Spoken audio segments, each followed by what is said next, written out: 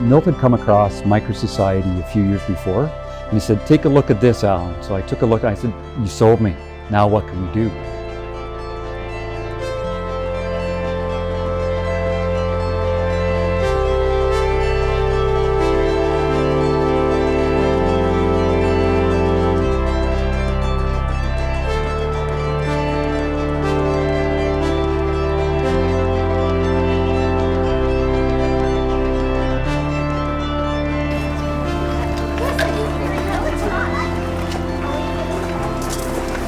And their pouches, and they'll let me know they're here, and they'll come out in the hall. We try to make sure that everybody puts their paper in here.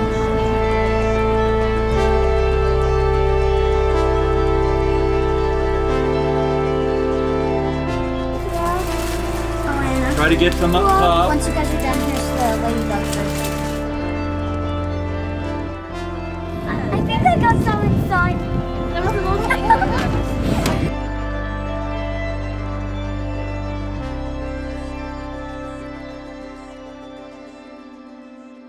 The environmental ventures have proven to be very successful. We did not always have them. The first one that we had was worm wranglers, and we started off with a bin of worms.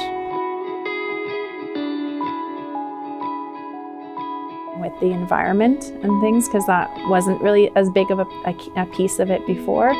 And so all of that stuff that's out in the courtyard, and that's kind of all his baby, and him as well as the ladies down in Worm Wranglers spend a lot of time, come in on the weekends on their time, and to make sure everything's running smoothly.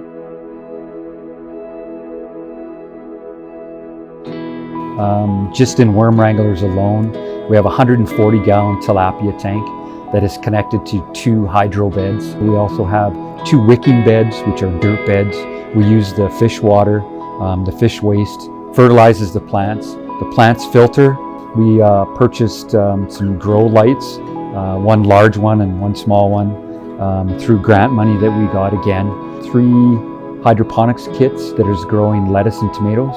And we're raising rainbow trout, which will be released into Mitchell Pond at Heritage Ranch. We also have a licensed bottle depot in Worm Wranglers.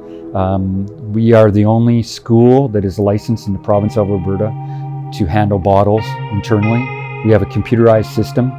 The kids are very, very accurate with that. And a couple of years ago, they received an applause award from the Alberta Bottle People Association for accuracy in counting their bottles.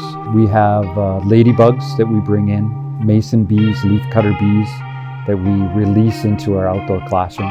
Hydro garden farms in there growing tea, tomatoes, lettuce. We also have some fire-bellied toads. We have a couple hydroponics kits in there. We have a grow tower where they're growing plants, and then urban cultivator, which grows wheatgrass and salad greens. When we go to our outdoor classroom, we have actually 3 greenhouses. We have what we call it the botany lab, where we're growing fruits and vegetables. We also have praying mantis in there. We'll be releasing some ladybugs in there. Last year we put up a entomology lab, which is our insect greenhouse. We're growing wildflowers in there. We have a number of plants. We'll be releasing ladybugs, mason bees. And we have our urban chickens.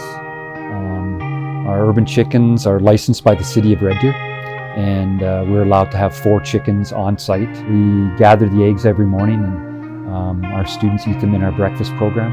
Then we have our award-winning pop bottle greenhouse made of 1,600 2-liter pop bottles.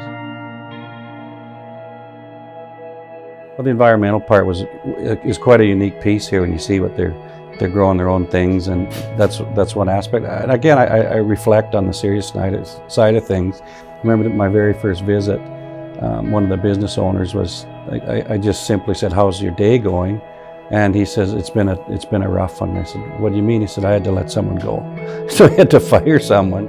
Micro gives our kids the ability to dream, gives them the ability to really think about what their future is going to be, and that, to be honest with you, that they don't have to be what their parents are, that they can look for the future, they can look for different careers that they didn't even think about. Youngest Robbie wants to be an archaeologist, Aiden wants to be a paleontologist, and Kira wants to be a teacher.